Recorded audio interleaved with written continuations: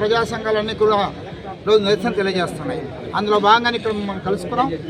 మేము ప్రభుత్వాన్ని కోరుతున్నాం, రైతు నాయకుడి పైన పీడీ చట్టం ఎలా ప్రయోగిస్తారు, ఏ నేరం చేశాడు, ఆ చట్టంలో పేర్కొన్నట్లుగా గంజాయి వ్యాపారం చేశాడా, భూ కబ్జాలు పాల్పడ్డా, మానవ ఆక్రమణ చేశాడా, గుండాయిజం చేశాడా, రౌడీజం చేశాడా, అందులో ఏ ఒక్క అంశమైన వర్తిస్తుందా? అయినా సరే చంద్రబాబు నాయుడు యొక్క ఆదేశాలతోటే అక్కడ జిల్లా కలెక్టర్ ఆయనకు నిర్బంధించారు. మేము డిమాండ్ చేస్తున్నాం, తక్షణమే అప్పల్లాని విడుదల చేయండి. ప్రజాస్వామ్యం మీద ఏమాత్రం నమ్మకం ఉన్నా, మీరు చెప్పే గొప్ప గొప్ప మాటలు మీరు అమలు చేయదలిస్తే ముందు అప్పల్లాని విడుదల చేయండి, పీడీ యాక్ట్ ఎత్తివేయండి. ఆ రకంగా స్వేచ్ఛాయుత వాతావరణంలో ప్రజలు స్వేచ్ఛగా అభిప్రాయం చెప్పే అవకాశం అని చెప్పేసి కోరుతున్నాం. ఈ సందర్భంగా దేశవ్యాప్తంగాని రాష్ట్ర వ్యాప్తంగాని ప్రభుత్వాలు 2013 చట్టాన్ని ఉల్లంఘిస్తున్నాయి.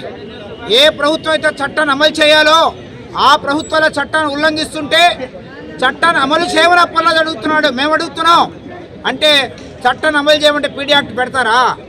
భూ కబ్జాదారులు మీ పక్కన పెట్టుకొని, గంజాయి స్మగ్లర్లు మీ పక్కన పెట్టుకొని వాళ్ళకేమో మహారాజు పోషకులుగా పోషిస్తారు, ప్రజానాయకులపైన అక్రమంగా కేసులు పెడతారా? ఇదేనా ప్రజాస్వామ్యం?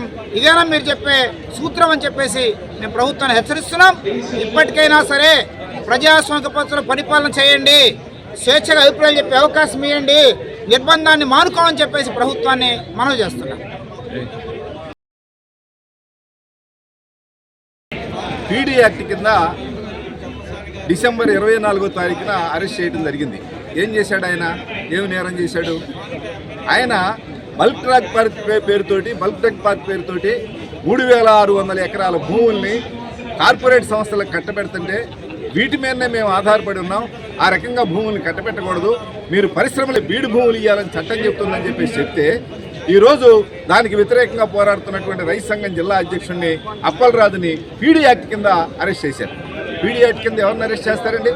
రౌడీల్ని, గోండాల్ని, ఉగ్రవాదుల్ని, నేరం చేసిన వాళ్ళని, కరోడాలని అరెస్ట్ చేస్తారు. ఆయన ఆ రకంగా చేశాడా? ఎందుకు అరెస్ట్ చేశారని చెప్పేసి మేము అడుగుతా ఉన్నాం. ఈరోజు ప్రభుత్వాన్ని మేము సూటిగా ప్రశ్నిస్తున్నాం.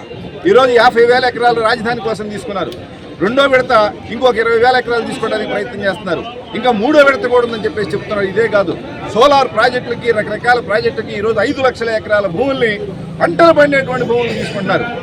ఇది తప్పు అని చెప్పేసి చెప్పడం తప్ప, 2000 భూసేకరణ చట్టం ప్రకారం మీరు చేసేటువంటిది కరెక్ట్ కాదని చెప్పేసి అడగడం తప్ప, ఆ రకంగా ప్రజల తరఫున మాట్లాడుతున్నటువంటి నాయకుల మీద అక్రమంగా కేసులు పెడుతున్నారు. ఈ కేసులను వెంటనే ఉపసంహరించుకోవాలి. మేము ఒక్కటే ప్రభుత్వానికి రిక్వెస్ట్ చేస్తున్నాం, సూచన చేస్తున్నాం. ప్రజలు ఖచ్చితంగా వీటిని గమనిస్తున్నారు, వీటిని బుద్ధి చెబుతారని చెప్పేసి మేము తెలియజేస్తున్నాం. వెంటనే అప్పలరాజు గారిని పెట్టినటువంటి అక్రమ కేసును ఎత్తివేసి ఆయన అరెస్ట్ని ఉపసంహరించుకోవాలని చెప్పేసి కోరుతున్నాం. లేకపోతే ఆందోళన ఉధృతం చేస్తామని చెప్పేసి తెలియజేస్తున్నాం.